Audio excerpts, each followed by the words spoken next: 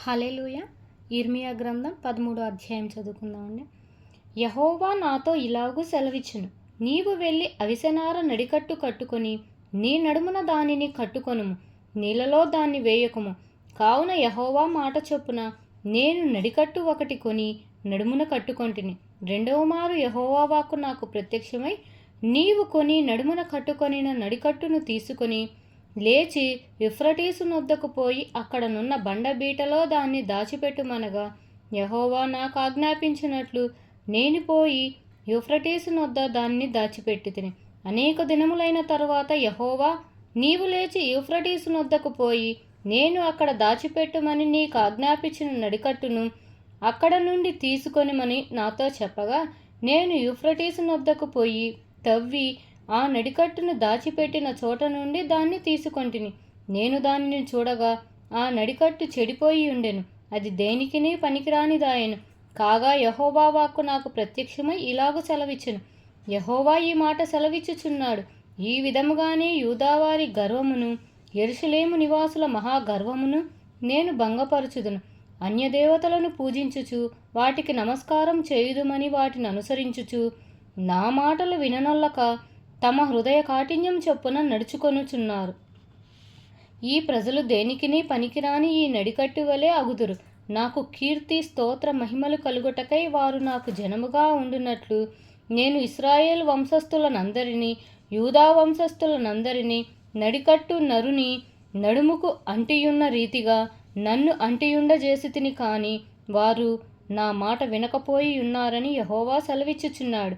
కాబట్టి నీవు వారితో చెప్పవలసిన మాట ఏదనగా, ఇశ్రాయేలు దేవుడైన యెహోవా ఇలాగు సెలవిచ్చుచున్నాడు, ప్రతి సిద్ధెయు ద్రాక్షారసముతో నింపబడెను, ప్రతి సిద్ధెయు ద్రాక్షారసముతో నింపబడునని మాకు తెలియదా అని వారు నీతో అనిన ఎడల నీవు వారితో ఈ మాట చెప్పుము, యెహోవా సెలవిచ్చునదేమనగా, ఈ దేశ నివాసులనందరినీ దావీదు సింహాసనం మీద కూర్చుండు రాజులనేమి యాజకులనేమి ప్రవక్తలనేమి యెరూషలేము నివాసులందరినీ నేను మత్తులుగా చేయబోచున్నాను.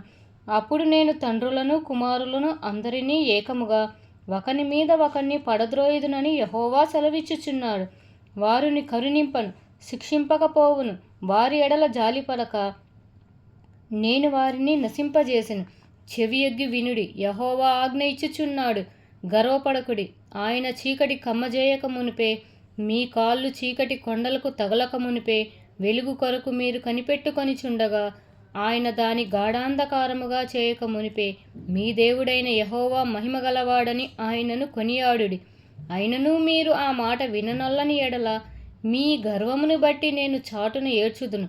యెహోవా మంద చెరపట్టబడినందున నా నేత్రము బహుగా వలపోయిచు కన్నీరు విడుచుచూ నుండును. రాజును తల్లి అయిన రాణిని చూచి ఇట్లనుము, మీ శిరోభూషణములను తలమీదనున్న మీ సుందర కిరీటమును పడిపోయెను. కృంగి కూర్చుండుడి. దక్షిణ దేశ పట్టణములు మూయబడి ఉన్నవి, వాటిని తెరవగలవాడెవడునూ లేడు. యూదా వారందరూ చెరపట్టబడిరి, ఏమీయూ లేకుండా సమస్తమును కొనిపోబడెను. కన్నులెత్తి ఉత్తరము నుండి వచ్చుచున్న వారిని చూడుడి. నీకియ్యబడిన మంద, నీ సౌందర్యమైన మంద ఎక్కడ ఉన్నది? నీవు నీకు స్నేహితులుగా చేసుకొనిన వారిని ఆయన నీ మీద అధిపతులుగా నియమించినప్పుడు నీవేమి చెప్పెదవు? ప్రసవించు స్త్రీ వేదన వంటి వేదన నిన్ను పట్టును గదా.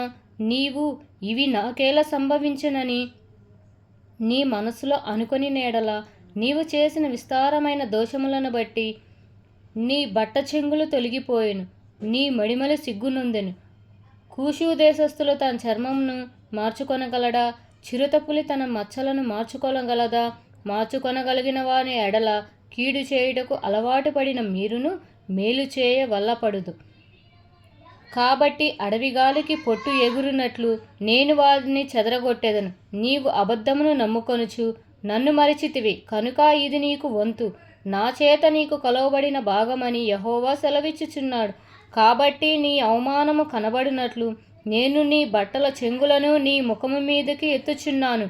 నీ వ్యభిచారమును, నీ సకలింపును, నీ జార కార్యములను, కామాతురతను నేనెరుగుదును. పొలములలోనున్న మెట్టల మీద నీ హేయక్రియలు నాకు కనబడుచున్నవి. యెరూషలేమా, నీకు శ్రమ, నిన్ను నీవు పవిత్రపరచుకొననొల్లవు. ఇక ఎంతకాలము ఇలాగు జరుగును?